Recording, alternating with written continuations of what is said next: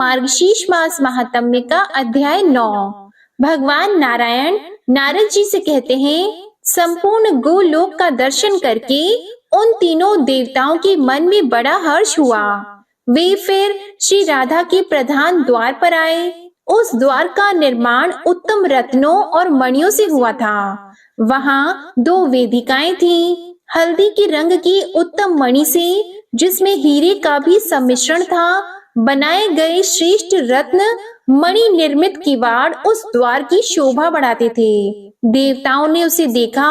उस द्वार पर रक्षा के लिए परम उत्तम वीर भानु की नियुक्ति हुई है। वे रत्नों के बने हुए सिंहासन पर बैठे हैं, पीतांबर पहने हैं तथा रत्नमय आभूषणों से विभूषित हैं। उनके मस्तक पर रत्नमय मुकुट उद्भासित हो रहा है। विचित्र चित्रों से अलंकृत उस अद्भुत एवं विचित्र द्वार की रक्षा करते हुए द्वारपाल वीर भानु के पास जाकर देवताओं ने प्रसन्नता पूर्वक अपना सारा अभिप्राय निवेदन किया। तब द्वारपाल ने निशंक होकर उन देवेश्वरों से कहा, देवगण, मैं इस समय आज्ञा लिए बिना आप लोगों को भीतर नहीं जाने दूंगा। मुने, यह कहकर द्वारपाल ने श्री कृष्ण के स्थान पर सेवकों को भेजा और उनकी आज्ञा पाकर देवताओं को अंदर जाने की अनुमति दी। उससे पूछकर वे तीनों देवता दूसरे उत्तम द्वार पर गए, जो पहले से अधिक विचित्र, सुंदर और मनोहर था। नारद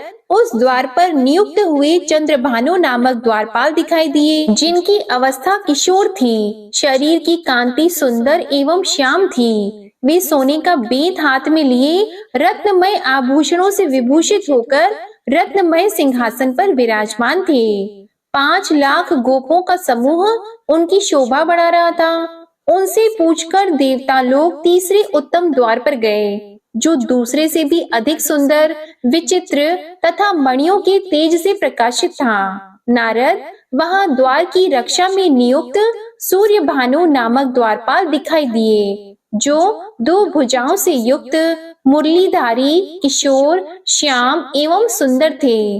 उनसे पूछकर देवता लोग चौथे द्वार पर गए, जो उन सभी द्वारों से विलक्षण, रमणीय तथा मणियों की दिव्य दीप्ति से उद्दीप्त दिखाई देता था। अद्भुत एवं विचित्र रत्न समूह से जड़ित होने के कारण उस द्वार की मनोहरता और बढ़ गई थी। उसकी रक्षा के लिए ब्रजराज वसुभानु नियुक्त थे। देवता लोग उनसे मिले। वे किशोर अवस्था के सुंदर एवं श्रेष्ठ पुरुष थे। हाथ में मणिमय दंड लिए हुए थे। रमणीय आभूषणों से विभूषित होकर रत्न सिंहासन पर बैठे थे। पके बिंब फल के समान लाल होठ और मंद मंद मुस्कान से वे अत्यंत मनोहर दिखाई देते थे। देवता लोग उनसे पूछकर 5वें द्वार पर गए। वह हीरे की दीवारों पर अंकित विचित्र चित्रों से अत्यंत प्रकाशमान दिखाई देता था। वहां देवभानु नामक द्वारपाल मिले, जो रत्नमय आभूषण धारण करके मनोहर सिंहासन पर आसीन थे। इस प्रकार उन्होंने एक एक करके जब 11वें द्वार पर पहुँचे, तब वह अत्यंत विचित्र और अद्भुत दिखाई दिया। वहाँ सुंदर चित्र अंकित थे। वहाँ के द्वारपाल व्रजराज श्री दामा थे, जिन्हें राधिका जी अपने पुत्र के समान मानती थीं। वे पीतांबर से विभूषित थे। बहुमूल्य रत्नों द्वारा रचित रम्य सिंहासन पर आसीन थे और अमूल्य रत्नाभरण उनकी शोभा बढ़ाते थे। उनका रूप बड़ा ही मनोहर था। चंदन, अगरू, कस्तूरी और कुमकुम से उनका श्रृंगार हुआ था। वे अपने कपोलों के योग्य कानों में उत्तम रत्नमय कुंडल धारण करके प्रकाशित हो रहे थे।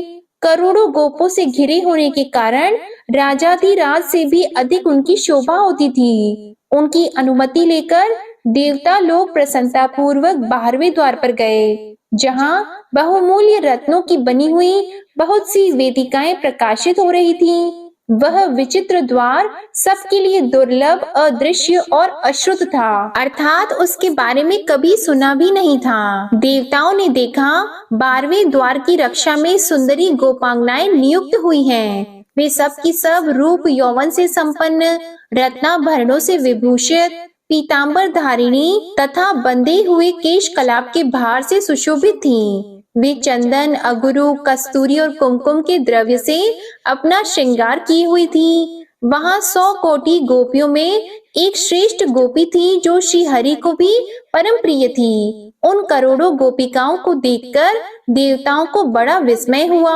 मुने उन सब गोपियों से अनुमति लेकर वे देवता प्रसन्नता पूर्वक दूसरे द्वार पर गए।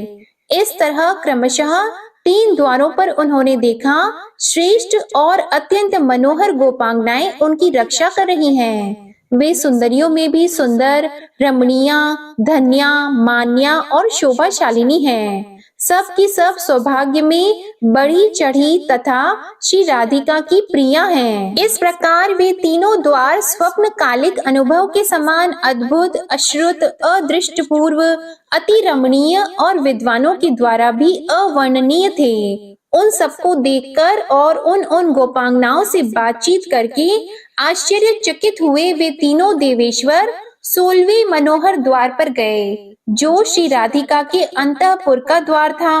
वह सब द्वारों में प्रधान तथा केवल गोपांगना गणों द्वारा ही रक्षणीय था। श्री राधिका की जो 33 समन्वयस्का सखियां थीं, वे ही इस द्वार का संरक्षण करती थीं। द्वार पर खड़े हुए निमेष रहे देवताओं ने उन सबको देखा।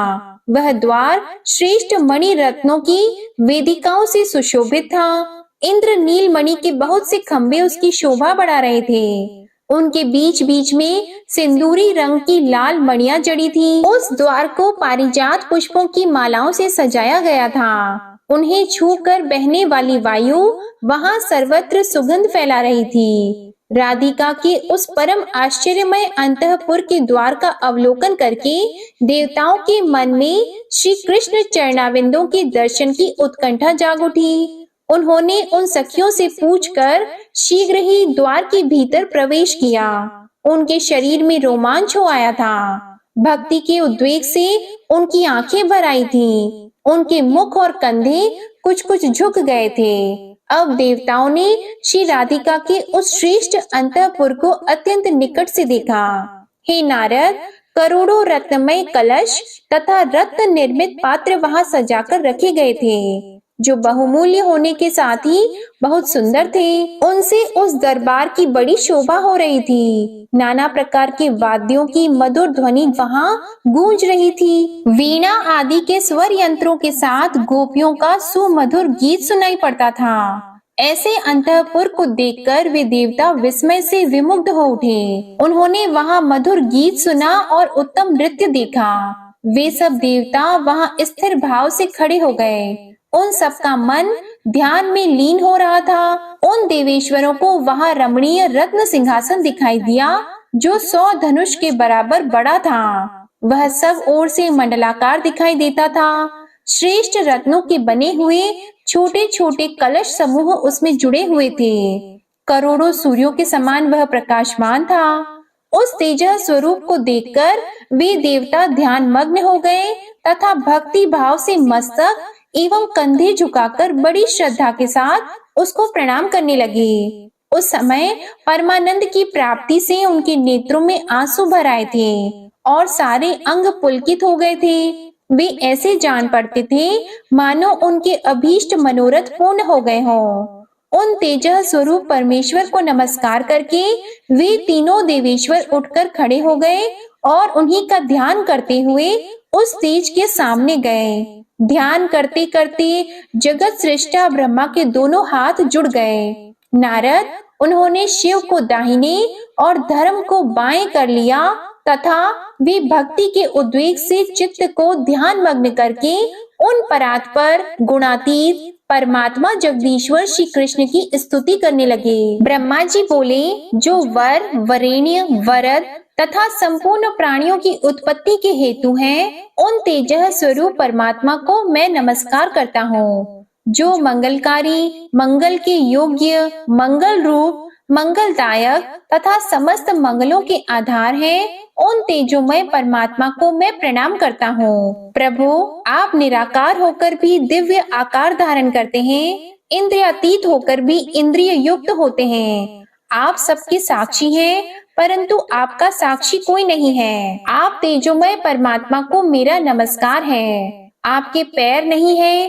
तो भी आप चलने की योग्यता रखते हैं। नेत्रहीन होकर भी सबको देखते हैं, हाथ और मुख से रहित होकर भी भोजन करते हैं। आप तेजोमय परमात्मा को मेरा नमस्कार है। वेद में जिस वस्तु का निरूपण है, विद्वान पुरुष उसी का वर्णन कर सकते हैं। जिसका वेद में भी निरूपण नहीं हो सका है, आपके उस तेजोमय स्वरूप को मैं नमस्कार करता हूँ। परमेश्वर, आपका जो परम सुंदर और कमनीय किशोर रूप है, जो मंत्रोक्त ध्यान के अनुरूप है, आप उसी का हमें दर्शन कराइए। जिसकी अंग कांति नूतन जलधर के समान श्याम है, जो पीतांबरधारी तथा परम सुंदर है, जिसकी 2 भुजाएं, हाथ में मुरली और मुख पर मंद मंद मुस्कान है, जो अत्यंत मनोहर है, माथे पर मोर पंख का मुकुट धारण करता है, मालती के पुष्प समूहों से जिसका श्रृंगार किया गया है, जो चंदन, अगरू, कस्तूरी और केसर के अंगराग से चर्चित है, अमूल्य रत्नों के सार तत्व से निर्मित आभूषणों से विभूषित है, बहुमूल्य रत्नों के बने हुए किरीट मुकुट जिसके मस्तक को उद्भासित कर रहे हैं, जिसका मुख चंद्र शरद काल के प्रफुल्ल कमलों की शोभा को चुरा लेता है, जो पके बिंब फल के समान लाल होठों से सुशोभित है, परिपक्व अनार के बीज की भांति चमकीली दंत पंक्ति जिसके मुख की मनोरमता को बढ़ाती है, जो रास रस के लिए उत्सुक होकर केली कदम्ब के नीचे खड़ा है, गोपियों के मुखों की ओर देखता है तथा श्री राधा के वक्ष स्थल पर विराजित है। आपके उसी केली रसोत्सुक रूप को देखने की हम सबकी इच्छा है। ऐसा कहकर विश्व विधाता ब्रह्मा उन्हें बारंबार प्रणाम करने लगे। धर्म और शंकर ने भी इसी स्तोत्र से उनका स्तवन किया तथा नेत्रों में आंसू भरकर बारंबार वंदना की। मुने उन त्रिदशेश्वरों ने खड़े खड़े पुनः स्तवन किया। वे सब के सब वहां भगवान श्री कृष्ण के तेज से व्याप्त हो रहे थे। धर्म, शिव और ब्रह्मा जी के द्वारा किए गए इस स्तव राज को जो प्रतिदिन श्री हरि के पूजा काल में भक्ति पूर्वक पढ़ता है, वह उनकी अत्यंत दुर्लभ और दृढ़ भक्ति प्राप्त कर लेता है।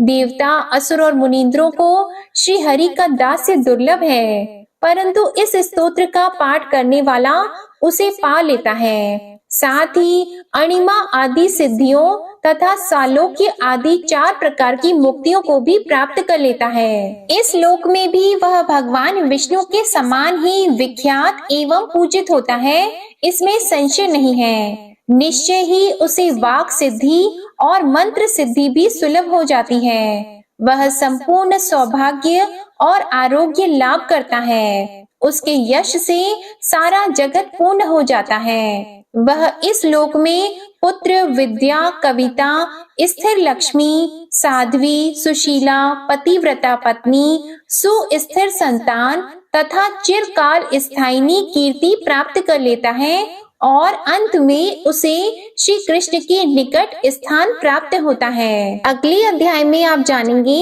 कि किस प्रकार भगवान ने देवताओं को अपने उस रूप का दर्शन दिया जिस रूप की प्राप्ति के लिए, जिस रूप की इच्छा के लिए देवताओं ने उनकी स्तुति की थी। अब सुनिए श्री कृष्ण चालीसा पाठ। बंशी शोभित कर मधुर, नील जलद तन श्याम, अरुण अधर जनुबिंब फल, नयन कमल अभिराम, पूर्ण इंद्र अरविंद मुख, पीतांबर शुभ साज, जय मनमोहन मदन छवि, कृष्ण चंद्र महाराज। जय यदुनंदन जय जगवंदन, जय वसुदेव देवकी नंदन, जय यशोदा सुत नंद दुलारे, जय प्रभु भक्तन की दृग तारे, जय नट नागर नाग नथैया, कृष्ण कन्हैया धीनु चरैया, पुनि नख पर प्रभु गिरिवर धारो, आओ दीनन कष्ट निवारो, वंशी मधुर अधर धरि टेरो, हो विपूर्ण विनय यह मेरो, आओ हरि पुनि माखन चाखो, आज लाज भारत की राखो। गोल कपोल चिबुक अरुणारी, मृदु मुस्कान मोहिनी डारी। राजित राजीव नयन विशाला, मोर मुकुट वैजंती माला। कुंडल श्रवण पीत पट आछी, कटी किंकिणी काचनि काछी। नील जलज सुंदर तनु सोहे, छवि लखी सुर नर मुनि मन मोहे।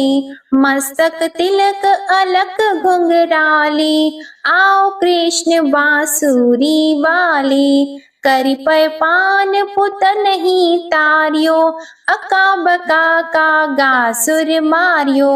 मधुवन जलत अगिन तब ज्वाला, भय शीतल लखतहि नंद लाला। सुरपति जब ब्रज चढ़ साई, मूसर धार वारी वर्षाई। लगत लगत व्रज चहन बहायो, गोवर्धन नख धारी बचायो। लखी यशोदा मन भ्रम अधिकाई, मुख मंद 14 भुवन दिखाई। दुष्ट कंस अति उधम मचायो, कोटि कमल जब फूल मंगायो। नाथी कली यहीं तब तुम लीन है, चरण चिन्ह दे निर्भय कीन है। करि गोपिन संग रास विलासा, सबकी पूर्ण करि अभिलाषा। केतिक महा असुर संहार्यो, कंस ही केस पकड़ी दे मार्यो। मात पिता की बंदी छुड़ाई, उग्रसेन कह राज दिलाई। महिषी मृतक छहो सुत लायो, मातु देव की शोक मिटायो।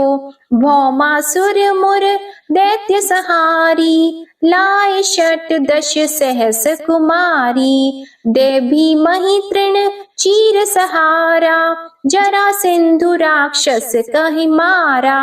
असुर बकासुर आदिक मारियो, भक्तन के तब कष्ट निवार्यो।